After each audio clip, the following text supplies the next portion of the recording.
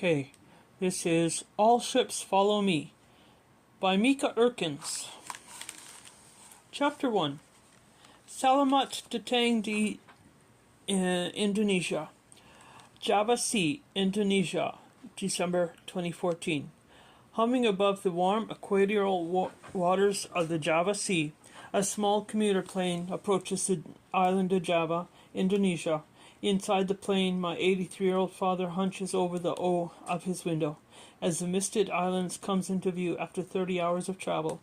He has grown quiet, his aging eyes focused on the world below. As the plane drops altitude and the palm trees rise through the steam to meet us, I crane my neck to look over his shoulder, while the central Java city of Semarang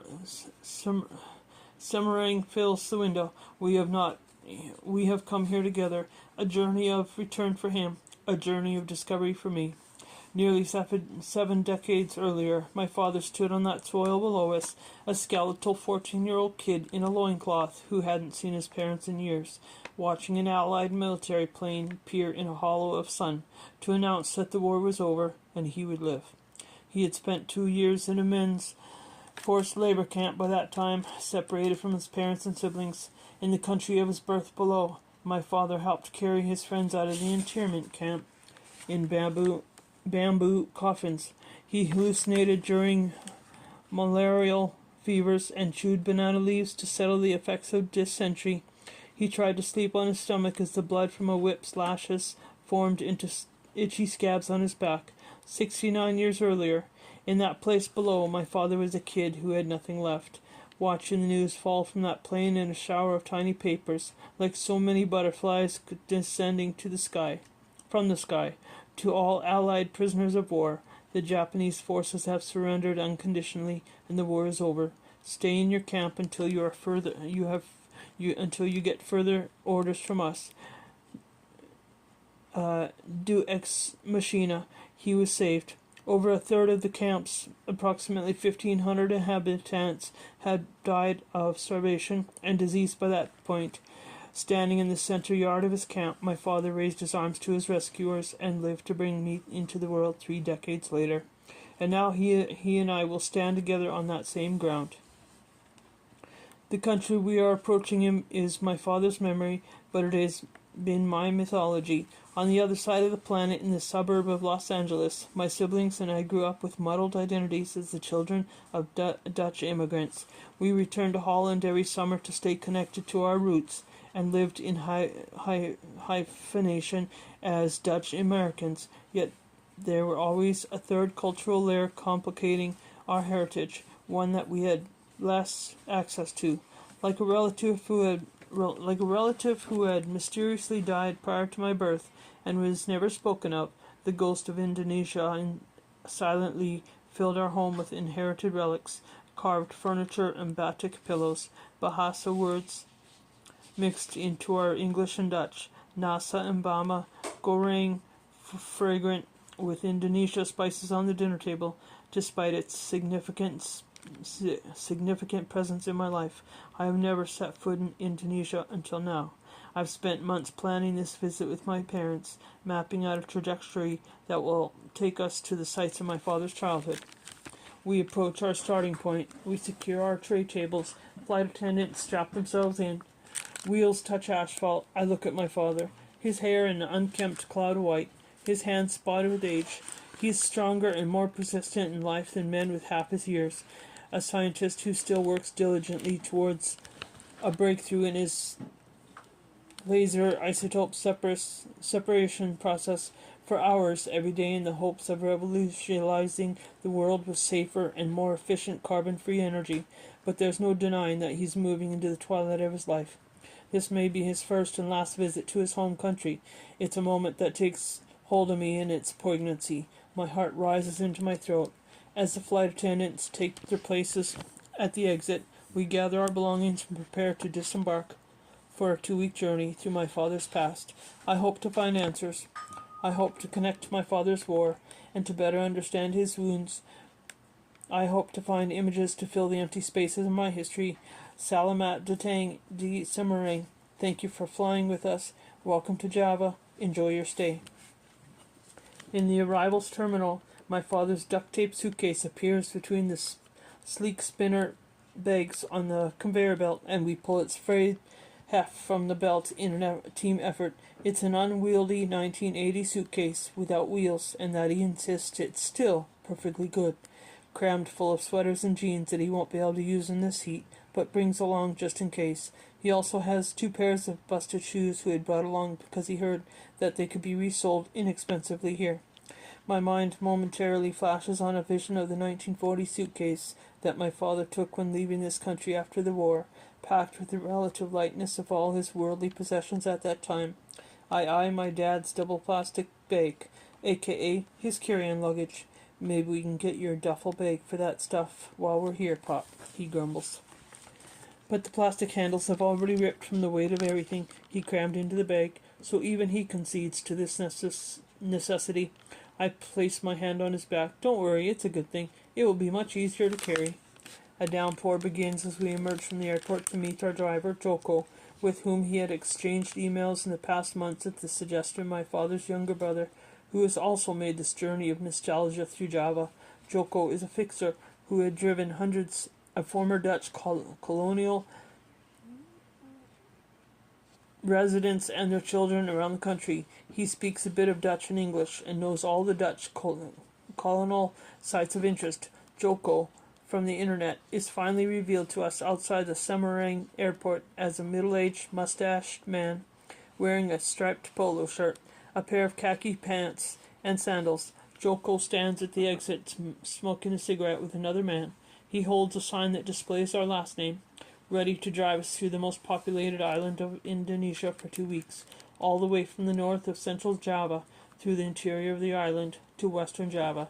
It's a reverse journey of my father's youth here, starting with the last city where he lived as a prisoner of war, passing through the places he lived and spent in as a child, and ending in the city of his birth, Jakarta. We ran through the hammering rain and ankle-high water to Joko's white van and help him load the suitcases before ducking into the dry cab. After 15 minutes, while we were still sitting in the heavy traffic leaving the airport, the shower clears to blue sky. This pattern repeats itself several times during the day as we nudge up against the beginning of the rain season in Indonesia. Between being short explosions of heavy rain, the tropical sun beats down to steam us into sticky fleshed messes in the 90-degree heat, or at least it does so to my mother and me. My father, having been raised here, is entirely unbothered by the heat.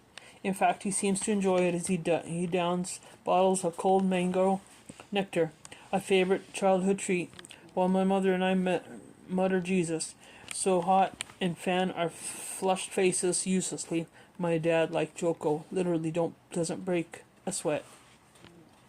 The locals seem to handle the erratic nature of the weather here with calm indifference. They haul their bird cages, bananas, puppets, or whatever wares they're selling to and from the side of the road multiple times a day, crank parasols up and down, and never complain. In a downpour, the throng of scooters in the road arches around deep puddles and masse, never ceasing its momentum. I watch from inside our van, relieved to surrender control to Joko, who navigates the swarming traffic with nonchalance. It's a beautiful dance for which everyone but I seems to know the choreography. Amazed, I witness a man beside us calmly maneuver his tiny scooter through the heavy rain and flooded potholes. A clear plastic tarp contraption covers him, a baby sitting in his handlebars, the bag-laden wife sitting behind him, and standing toddler sandwiched between them. They are like a monsoon circus act, performing death-defying feats as they fly through the chaos of an Indonesian city. My father is fixated on the scooters. Wow, my God, Mieke. Take a photo of those scooters waiting at the traffic light, he exclaims. We never have this when I lived here. All of our roads weren't even paved way back then. By the time my father was born, the Dutch had already been in Indonesia for centuries, and an enormous amount of infrastructure had been built. The Dutch had maintained a foothold in the country since the last 16th century of the spice trade. They dominated this trade route via the United East India Company, known in the Netherlands by the Dutch initials VOC. The company, which imported nutmeg, pepper, cloves, cinnamon, as well as coffee, tea, cocoa, sugar, and tobacco from all over Asia, but particularly in Indonesia, was hugely profitable for the Netherlands. For that reason, the Dutch government granted the United East India Company the rights to protect their commercial interests by waging war, taking over territory, and creating massive stone fortresses in the areas of production to protect the stolen land. For 300 years, Dutch people worked for the VOC, infiltrated the Indonesia archipelago, expanding operations onto more islands, establishing plantations. However, on December 31st, 1799, the VOC dissolved, and the Dutch government, reluctant to cede the territory back to Indonesia, took control over those areas in Java, Sumatra, and a number of Indonesia's 17,000 smaller islands. More Dutch moved to Indonesia to start plantations and farms. The British seized control for 5 years until the Dutch took the regions back in 1816. For decades they were fighting with the British as the Netherlands conquered territory, including Northern Bali and Lombok. Finally, around 1900, the entirety of Indonesia officially fell under Dutch colonial rule. As the longest-held regions, Java and Sumatra had existed under colonial rule for 130 years by the time my father was born. Generations of Dutch families occupied sprawling plantation homes across the landscape, and Dutch society was firmly established within the colonial territory, with Dutch architecture, Dutch imports, and the Dutch language appearing alongside the Indonesian language on signs. Streets often had Dutch names, and the people even walked around in wooden shoes. This was mixed with Indonesian culture, with horse-drawn dokars and cycled bikaks in the streets, and Indonesian foods on every Dutch household's table. Into this culture, my father was born. We waste no time immersing ourselves in my father's history. Jet-lagged and overwhelmed, we visit the Calibantan Cemetery, maintained by the Dutch government for its war dead, on our very first day. This memorial cemetery is one of the last strips of land in post-colonial Indonesia that the Netherlands government still manages. Logically and emotionally, it may not be a great plan to visit it as a first destination. The visit constitutes a plunge into the smoldering remains of the war, before we even trace the build-up, similar to entering a theater during the final scene of Hamlet. This cemetery was created solely for civilians, victims in the Semmering region during the war, and it is only one of the more cemeteries throughout the country.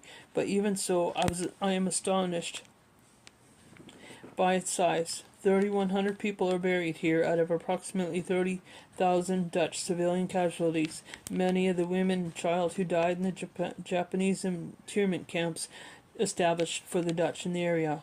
These dead were people who lived in their former colony of the Netherlands, some descended from hundreds of years of family history. These were not soldiers who lay in other cemeteries, nor were they all wealthy plantation owners, as one may imagine colonial inhabitants. These colonists were teachers and bus drivers and chefs. They were musicians and clockmakers and house painters. They were 12, and they were 70, and they were 25. They danced the Charleston and took their kids fishing on the weekend. They rode the train and did math homework and read bedtime stories. They all had in common, from teacher to bank owner, was being herded into internment camps in the spring of 1942 by the Japanese forces that occupied the country during World War II. Jocko rings the buzzer at the huge wrought iron gate spanned across the entrance, then drives down a short driveway. Jocko is familiar with this place. He drives many Dutch people to these same monuments each year, former inhabitants, or more often lately their surviving kin, on a similar mission of finding the past. Inside the cemetery gates, we are met by kind Indonesia employees with bottles of cold water. They invite us to sit down at the shaded patio. where we sign the guest log under the syrupy diplomatic smiles of the Dutch royal family, who look out at the cemetery from inside a frame hanging on the wall. The clipped grass, a brilliant, unmarred green, stretches as far as I can see, dotted with white crosses. The cemetery employees give us parasols to protect us from the dogged sun. One of them is assigned to escort us through the cemetery. He looks up the number of my father's aunt in a massive book and walks us down a long path to her grave marker. Aunt Leanne, one of my grandmother's best friends, died in the camps 2 months before the end of the war, and in her final days she asked my grandmother to take care of her 2 children. I had read the account my grandmother wrote about her death in her secret camp journal, comprised of letters to her husband that were saved until the reunion at the end of the war. It is Sunday today. I just visited Leanne.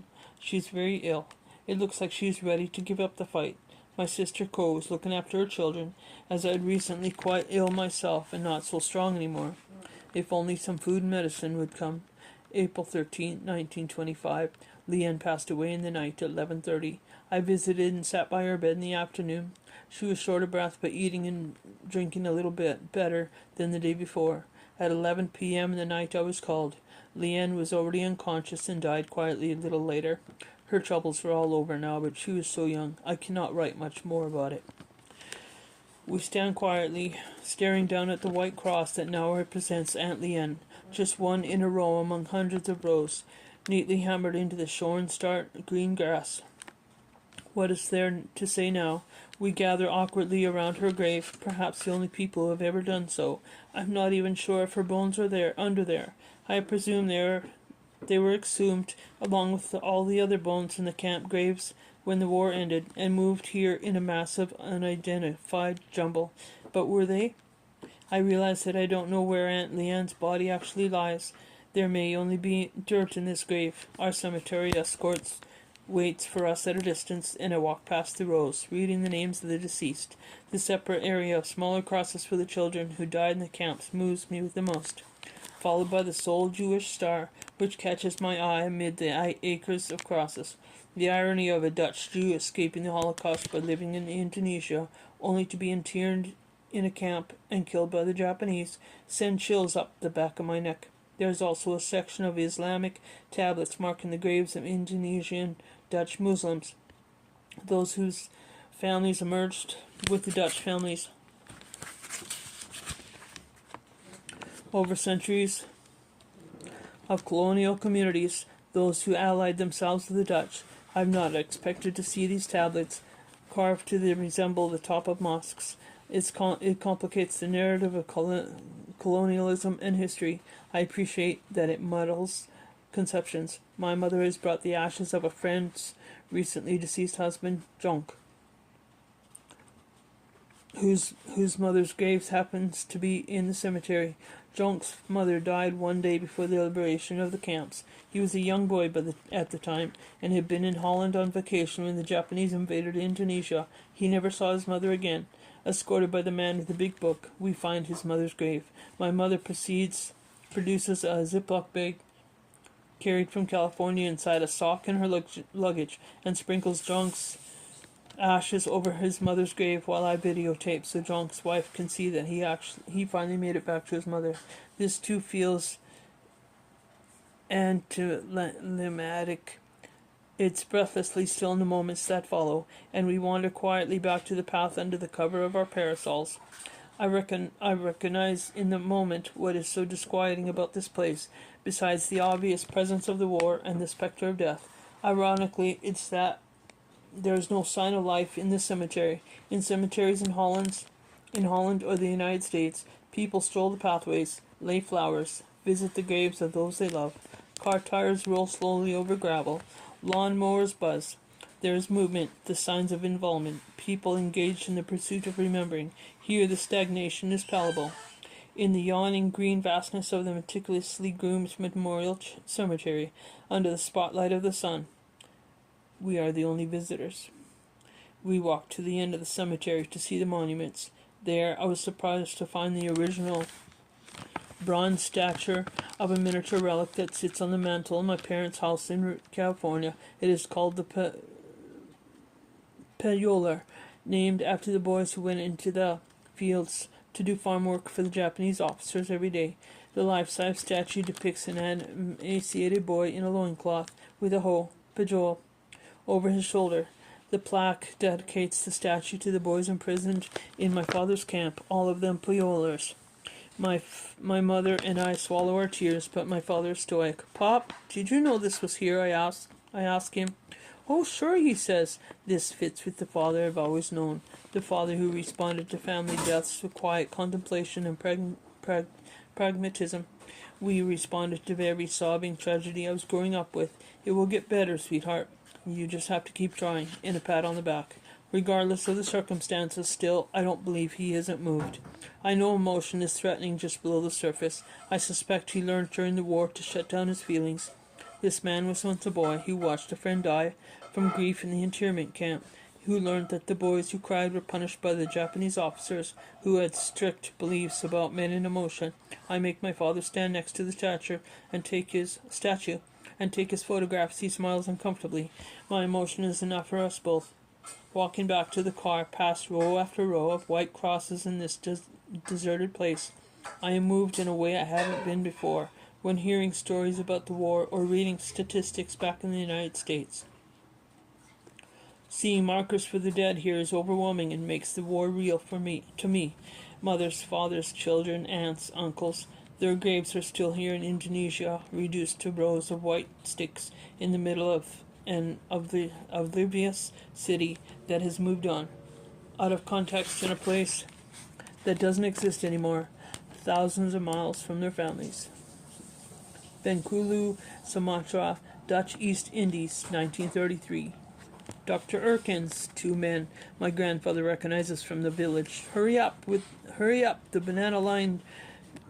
banana tree lined drive to his grand colonial house. A hornbill in a tree is startled by the men and takes wing with a shriek.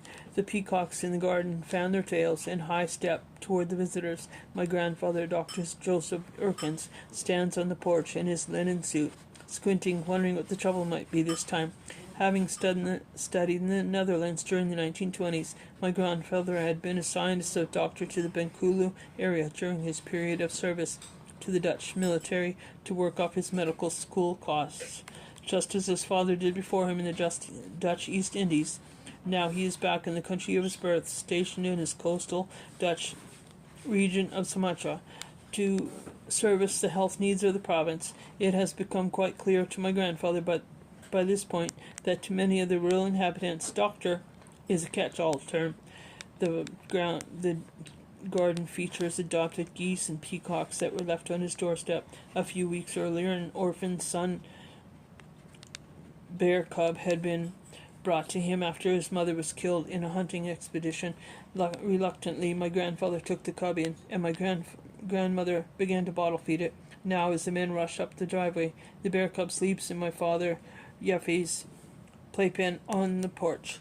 Joseph Jr., or Yeffie, pronounced Sheffie, is a 2-year-old archetypal Dutch boy with white blonde hair and blue eyes. Dressed in a nautical bob suit typical of the era, he is carried onto the porch by his babu, who is curious about the commotion. The nanny sets up my father down his playpen with the bear cub, which wakes and ambles over. It begins climbing on my father, who laughs in delight at his playmate's antics. The men reach the porch and hold out a bundle of blankets to my grandfather. Dr. Eerkens, you must help it. A mewling can be heard from within. My grandfather unwraps the bundle. Inside is a Sumatran tiger, a tiny version to be sure, but yes, it is definitely a tiger. No, I'm not an animal doctor, he tells the men, but it's no use. The relief has already settled into their faces. They explain that the cub's mother killed 2 people in the village, so they shot her because a tiger with a taste of human blood will keep returning to kill again. They noticed afterwards that the mother was nursing, and that brought her cub to a grandfather to raise, just like the bear cub. My grandmother, a plump and pleasant schoolteacher, emerges onto the veranda. She takes the tiger cub in her arms. Hungry and frightened, it cries. She sets it down the playpen as she goes inside for a bottle. My father is beside himself with glee at this development. Months later, my father will run through the garden with the same tiger, now grown to the size of a small dog. When the tiger grows too large to live safely with a family, it is sent to a zoo in the Netherlands, a sort of reverse colonization, but it dies from stress in a crate on a ship somewhere in the middle of the journey on the roiling sea. My father and his siblings are doted on in this culture, and his early childhood is as idyllic and privileged as childhood can get. The most colonial of colonial stereotypes in old black and white family films. My father rides around in a cart being pulled by a goat, his face lit up with laughter. A house staff member dressed in a white Nauru jacket leads the goat around the tropical garden. Later in the film, this man serves the children drinks from a tray. Every family in the Dutch East Indies has many household employees, and my father's family is no different. At the head of the staff is Jongos, the house manager who oversees all the other staff. He lives at the house with the family in the servants' quarters. There are also 2 babus who live there, the head babu and the assistant babu, who do the washing and the cleaning and watch the children. The rest of the servants have their own homes and come into work. The koki, or cook, prepares the evening meals. To manage the lush flowered gardens, there is a kibon, or gardener, and his assistant. Some of the staff become close with the family. For example, Shawario or Dujongos choose to move with them each time my grandfather is located to a new city. Yet despite the appearance of harmony in their whole system, there are undercurrents of tension between the staff and the employers. When my father plays in the garden, the teenage assistant to the garden sometimes is tasked with watching him and corners him under the trumpet flower trees. You better behave, Tok Tok, he hisses. Tok Tok is the word for white person, and it's clear to Sheffy that the gardener's assistant doesn't mean it in a friendly way. I might just have to kill your mother if you don't mind me. Sheffy avoids the assistant Gabon as much as he can thereafter, racing for the safety of the house or hiding behind the babu's skirts when he sees the boy approach, but he doesn't tell the adults. My grandfather has a stately car, a sleek black terraplane, and the chauffeur drives him to make house calls, sometimes hours into the jungle. On short holidays, the family piles into the back seat and ventures into the jungles of Sumatra, where orangutans climb under the hood and re-examine the intruders curiously through the windshield. On one occasion, they come to a river they must cross to continue, and travel across on a raft built out of logs, a makeshift ferry service designed by an Indonesian man in the village nearby. For a fee, the Indonesian men swim the Dutchman's car across the river on the raft, their heads bobbing just above the waterline. Like many colonial families, my grandparents often spend weekends at the SOS, short for the Society, a social club for the upper classes in the tropics. Every city in colonial Dutch East Indies has a SOS. The members are mainly Dutch, but there are prominent Indonesians and other class immigrants to Indonesia who can afford the monthly dues and are regulars at the SOS as well. They play tennis, have bridge nights, and drink Genever, special gin imported from the Netherlands. Sometimes they dance to the swing bands that perform there. The children usually stay home with the babus, except that when that they have afternoon roller skating tournaments and puppet shows at the SOS. The women from knitting circles and gossip. The men discuss the politics and global depression and the rise of the Nazi Party and Hitler in Germany. These people feel connected to the Netherlands, but they don't feel solely Dutch. Rather, they feel specifically Dutch Indonesian, a different brand of Dutch, because they also talk about the treks through the jungle and hunting and coffee plantations that are part of their lives at the equator. In 1932 and 1935, my father's sisters, Jorte and Finike, are born in Benkulu, and my father reveals in the new role as Big Brother and Soul Son. In the province around Benkulu, the capital, his father is a senior governor doctor. He's required to go on tours of small villages in the jungle, or Ngeno, an island off the coast of Sumatra, where he holds clinics for the rural population, and he often brings Sheffy along. These trips sometimes includes visits to the jail in Bengkulu. My father waits in the back seat of the car reading picture books and eating licorice while his father sees a prisoner patient. One afternoon, a warden walks by the car and sees Sheffy. The warden raps on the roof of the car. "Little boy, why are you here? Have you been naughty? Are they putting you in jail?" He pokes his fat head in the open window of the airplane and chuckles from underneath a thick mustache, exchanging an amused glance with the chauffeur, who leans against the driver's side door, fanning himself. My father's 5-year-old eyes widen. His lower lip trembles. "No, sir. My daddy's the doctor, and he's going to see sick prisoners, and then he's coming right back." "Is that so? Well, are you sure you're a good boy?" "If you aren't a good boy, we might just have to put you in jail." The warden's eyes twinkle with amusement, but the joke is lost to my father. He starts to cry, and he refuses to accompany his father to the jail ever again. Every 4 years, medical doctors working for the colonial Dutch government are giving 6 months of paid furlough between appointments that take them to different communities in the Dutch East Indies. So in 1936, when my father was almost 5, the family uses my father's furlough to visit the Netherlands. They sail for a month on a huge passenger ship via the Suez Canal to the old country, the motherland. My father is introduced to many relatives, including his grandparents, for the first time. His grandparents moved to the Netherlands from the Dutch East Indies before my father's birth, and they were thrilled to meet their grandchildren. The family spends 4 months in the Netherlands in the fall, as my 5-year-old father witnesses his first red hues of fall and feels the first crisp breeze ever on his bronze skin. The family journeys back to the perpetual summer of the tropical Dutch East Indies, where my grandfather is transferred to the city of Samarang on the island of Java. He is appointed co-director of a large hospital there, and the family moves into a spacious house next to the hospital. Sheffy thrills at the news that he'll get to go to school. "I'll learn how to do my numbers and letters now," he announces proudly. "I'm going to learn how to read." Samarang, Indonesia, 2014. Joko points to an old colonial building as we pass it. Its Art Deco architecture stands out, and at my request, he pulls over near the former colonial center of the city so we can walk around. I have particularly been badgering him about finding the Hotel Johnson, which had been referenced in the diaries of boys' internment in my father's former prison camp at the Netherlands Institute for War Documentation in Amsterdam, where I read their words, sifting through dozens of folders and boxes. The boys write of how it's a thrill to be taken with an officer out of the camp to the stately hotel on errands. I have searched online for old photographs of Hotel Jansen. Joko says he thinks it's been torn down a few years ago, but I can't believe the Grand Hotel, a spectacular example of colonial architecture and an important landmark of Samarang, would simply be demolished.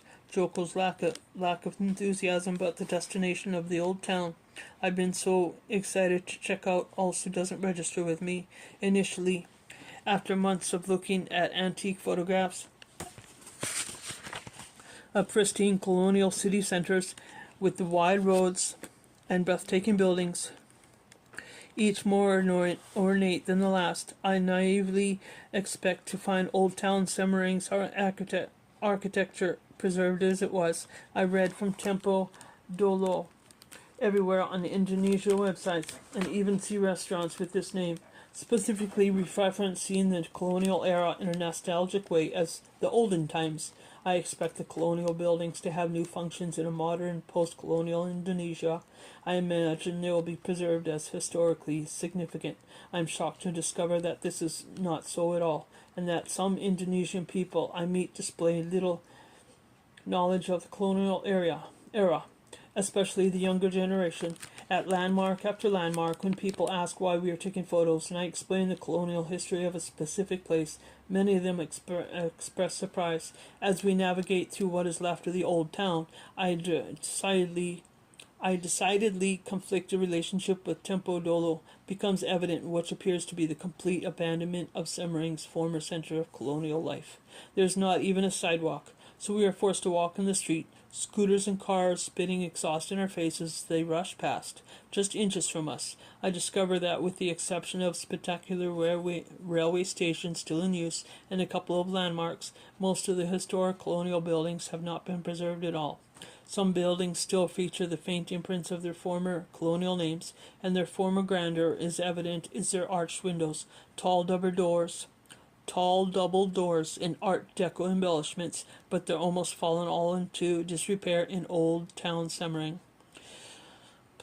Plaster chips off their facades and ivy creeps its leafy tentacles over everything, emerging from cracked windows. Roofs are caved in, red clay tiles dangling from the holes, graffiti is sprawled across the Art Nouveau tiles lining doorways, and the pungent smell of urine emanates from the buildings. I have the unsettling feeling that I am perilously close to being colonist myself in my thoughts about the neglect of these relics of my ancestry.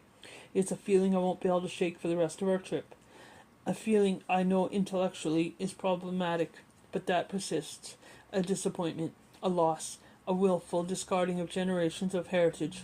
Oddly, my father seems pragmatic in his response to seeing his heritage become a decaying ghost town.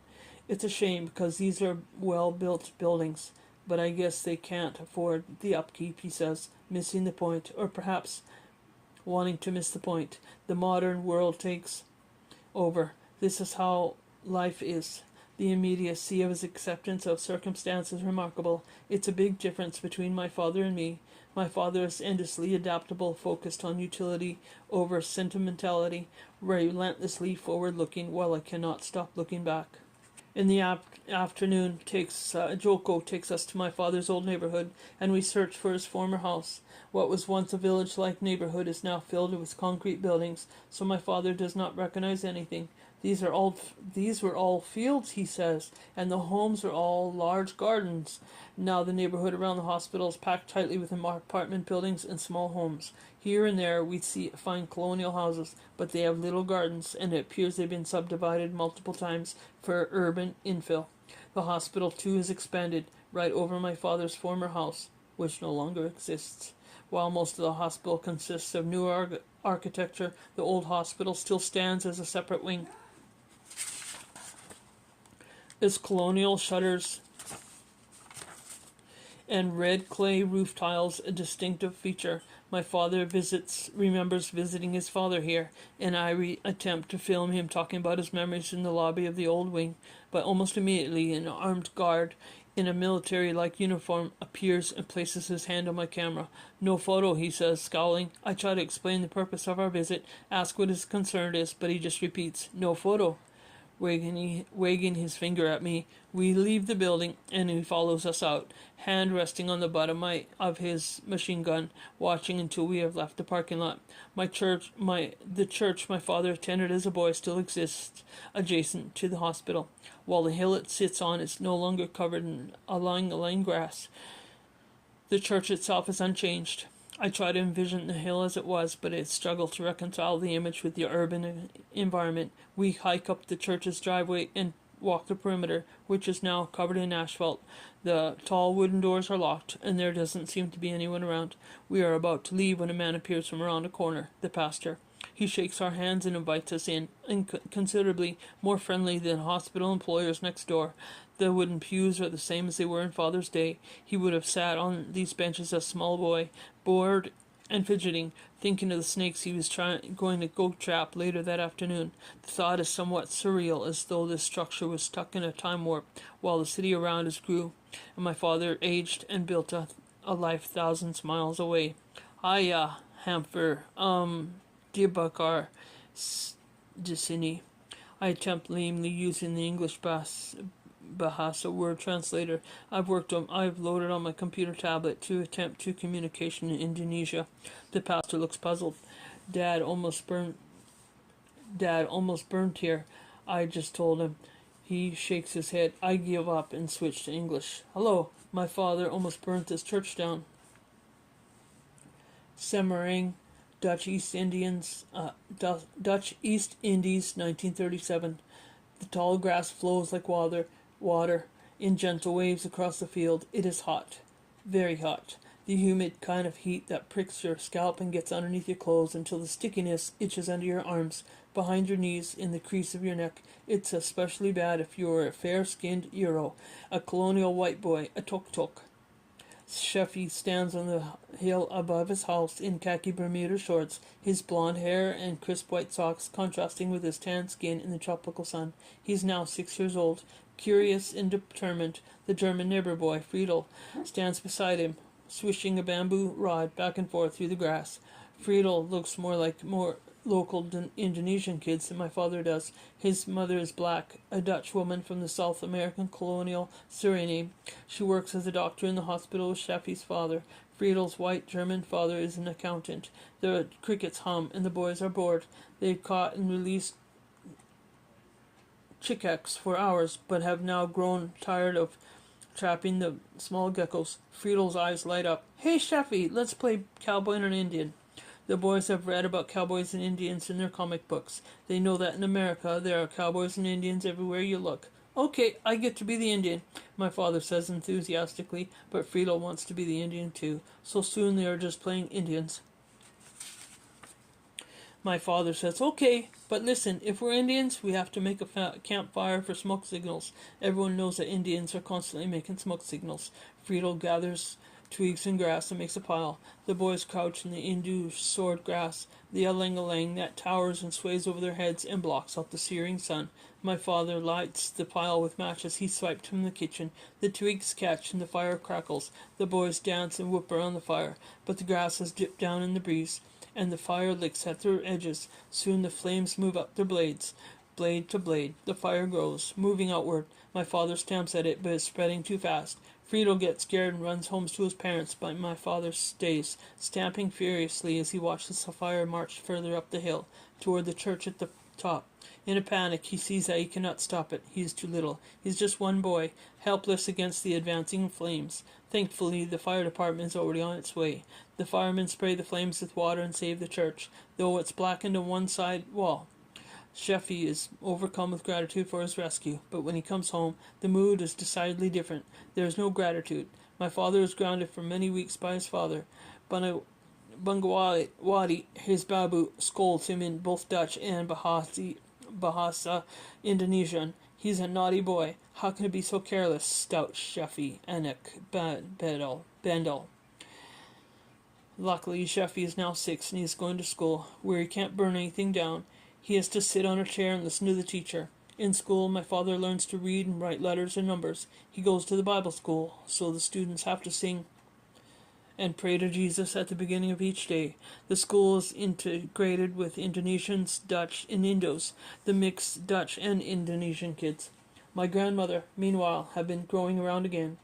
She lets my father and his 2 little sisters put their hands on her top belly. Your baby brother or sister is in there, she says. Are you children ready for that? They nod, enthusiastic. When baby Keys is born a few weeks later, my father is ecstatic that he is no longer the boy in the family, as Jeffy sits on the carved wood settee in the family room.